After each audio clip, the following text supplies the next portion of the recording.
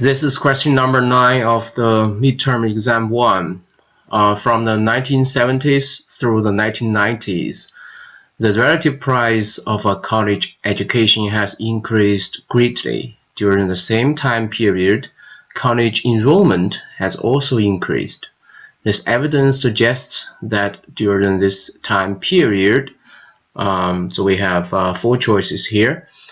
If you look at these 4 choices, it's basically asking whether it's a demand curve or the supply curve shifts, and when it's demand curve or supply curve shifts, whether it's shifting leftward or rightward. So basically that's what these 4 choices here. So to understand this question, we can draw a graph to see what's going on.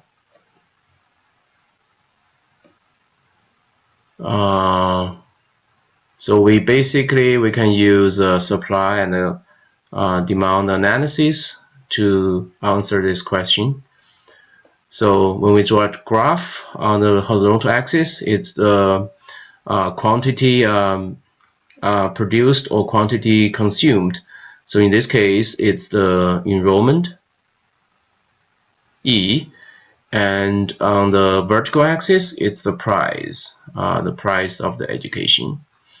So normally when we draw the supply curve, it's upward sloping, and demand curve, that's downward sloping. So this is the demand curve, and this is the supply curve. It's a bit not very sensitive. So their intersection determines the equilibrium point. So that's our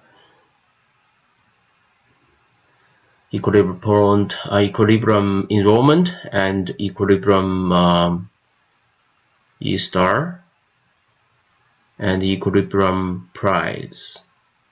So now, given the setup, it says the relative price has going up, and the enrollment has also been going up. So what kind of shock, whether it's demand shock or supply shock, can drive that result? Because we know the result.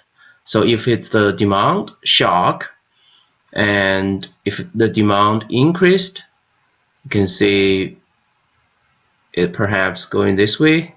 So it's shifting rightward.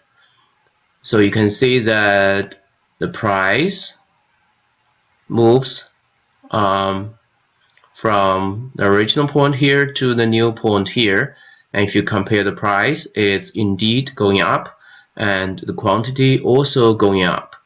So actually the positive, we call this a positive demand shock, can explain what happens to the price and the enrollment. So obviously, if that's the case, then the demand shifting leftward won't be able to explain what happens. And what about the supply shock?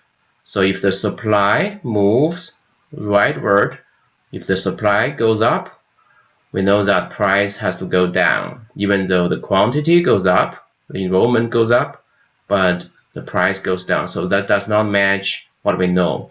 And if the supply goes down, which is shifting leftward, then the price will be going up, but the enrollment will be going down. So that also is not consistent with the result.